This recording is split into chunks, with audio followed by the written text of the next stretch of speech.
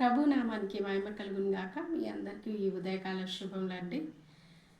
ఎలా ఉన్నారు? బాగున్నారా? మరి దేవుడు ప్రతిదినం ఆయన కృపా వాత్సల్యం చేత మనల్ని దర్శిస్తున్న విధానమును బట్టి దేవునికి స్తోత్రములు చెల్లిస్తున్నాను. మరి ఈరోజు దేవుడు మనతో చేస్తున్నటువంటి వాగ్దానము కీర్తన 115 కీర్తన 12వ చరణం. యెహోవా మమ్మును మర్చిపోలేదు, ఆయన మమ్మును ఆశీర్వదించును. ఆయన ఇశ్రాయేలీయులను ఆశీర్వదించును, అహరోను వంశస్థులను ఆశీర్వదించును. నిజంగా మన దేవుడు ఎంత మంచి దేవుడు అంటే మనల్ని మర్చిపోయేవాడు కాదు. చాలాసార్లు మనము కొన్ని సందర్భాలు ఎలా ఉంటాయంటే కొంతమంది మాట ఇస్తాము కానీ మర్చిపోతాం.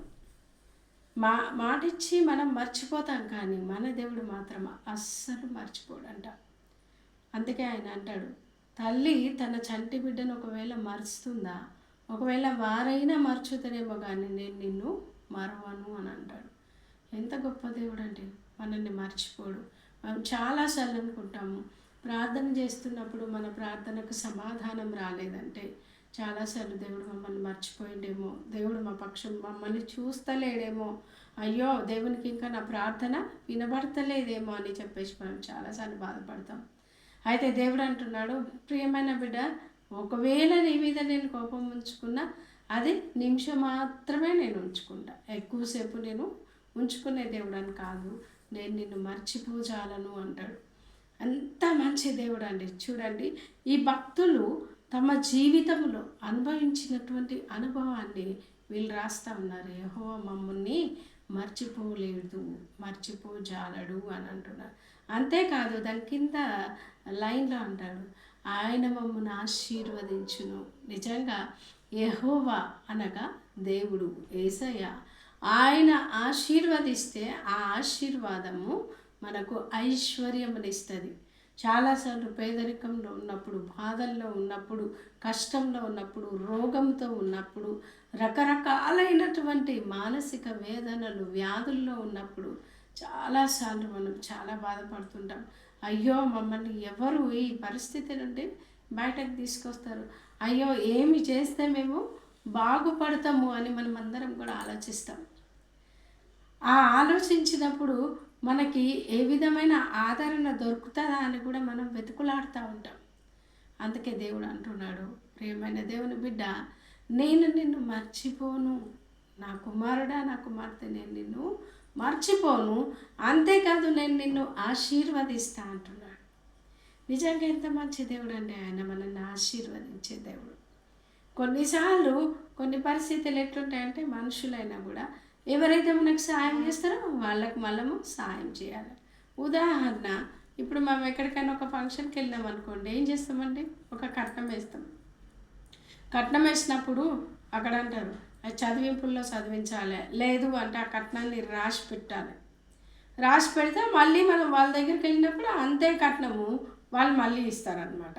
ఇప్పుడు మనం ఒకరికి ఇచ్చిన కట్నం మళ్ళీ, ఉదాహరణకి నేను ఒక 1000 రూపాయలు ఇచ్చిన అనుకోండి, వాళ్ళు మళ్ళీ మా పాప మ్యారేజ్ అయింది అనుకోండి, అప్పుడు వచ్చినప్పుడు 1000 రూపాయలు ఇస్తారు. అంటే ఇచ్చినప్పుడు వాళ్ళు ఇస్తారు, అంతేకాని కష్టంలో ఉన్నప్పుడు ఆదుకునేవారు చాలా తక్కువ. ఒకవేళ వాళ్ళకి మనం ఇస్తే మళ్ళీ మనకు వాళ్ళు ఏమి ఇస్తారు అని ఆలోచించే వాళ్ళు కూడా ఉంటారు.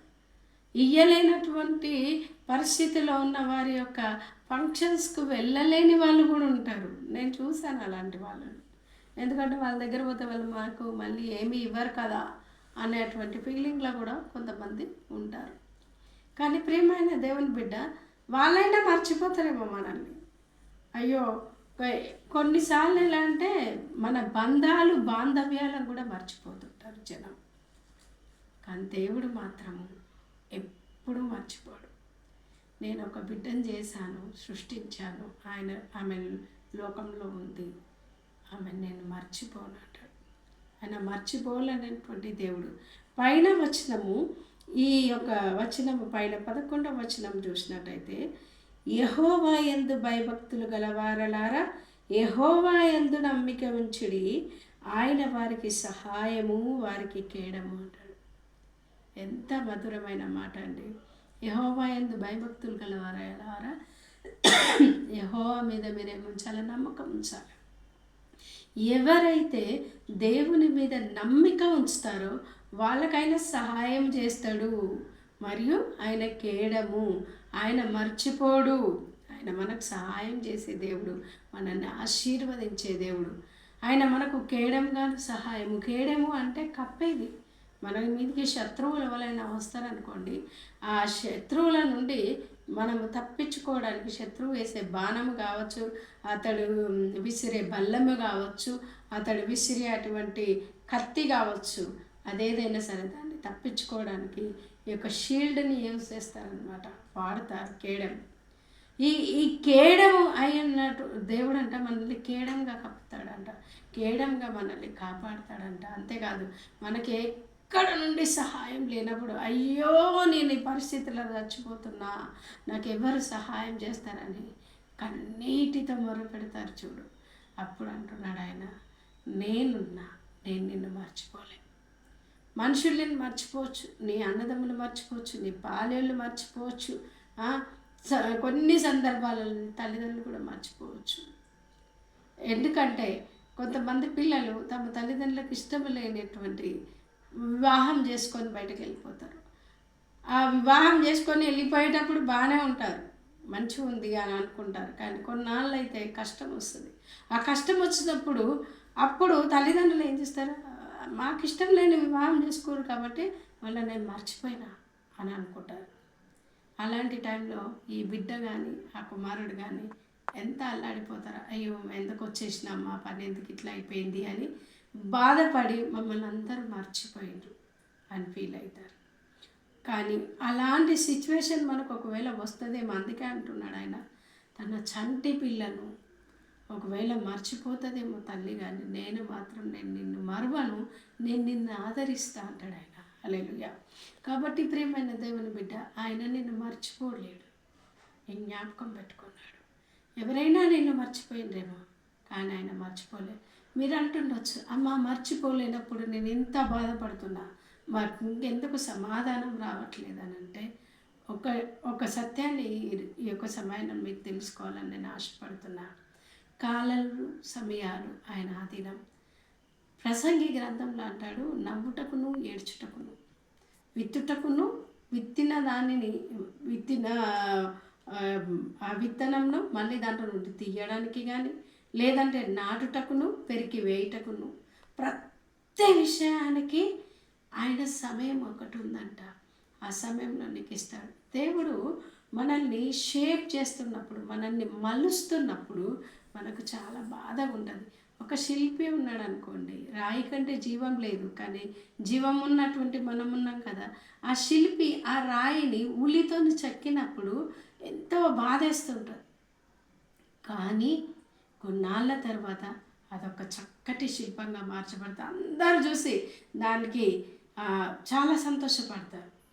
ఆ శిల్పమును ఏ విధంగా ఒక వ్యక్తి చెక్కి ఉంటున్నాడో, శిల్పకారుడు ఎలా చెక్కాడో, దేవుడు కూడా మన జీవితాన్ని ఆశీర్వాదానికి పాత్రలుగా చేయడానికే కొన్ని సందర్భాలు మనల్ని బాధ పెడతాడు.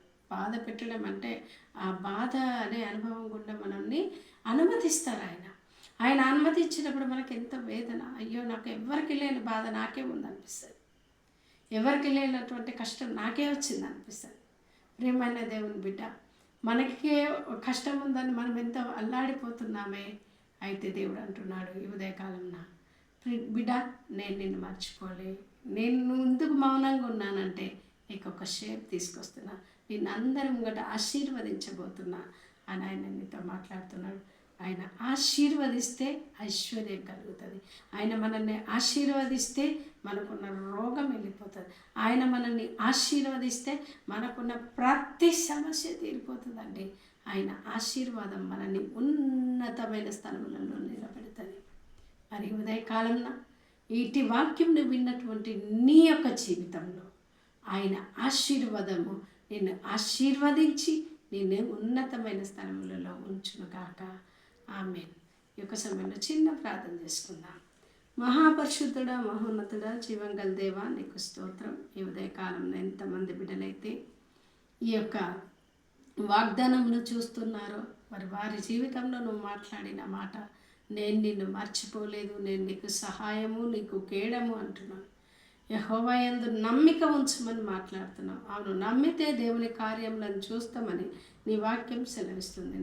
నిన్ను నమ్మిన బిడ్డలను నువ్వు ఎప్పుడు సిగ్గుపరిచే దేవుడవు కాదు. దేవానికి స్తోత్రం.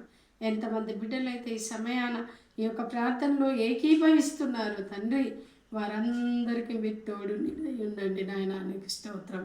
వారందరినీ ఆశీర్వదించండి. మీరు ఆశీర్వదిస్తే మాకు ఐశ్వర్యం కలుగుతుంది ప్రభా. మీరు సహాయం చేయండి. నీ బిడ్డలు ఎలాంటి పరిస్థితి గుండా వెళ్తున్నా, అయ్యో మమ్మల్ని ఎవ్వరు జ్ఞాపకం చేసుకుంటలేరని బాధపడుతుండొచ్చు. ఒకవేళ వాళ్ళ పరిస్థితిని బట్టి చిన్నబోయిన స్థితిలో ఉన్నారేమో ప్రభా.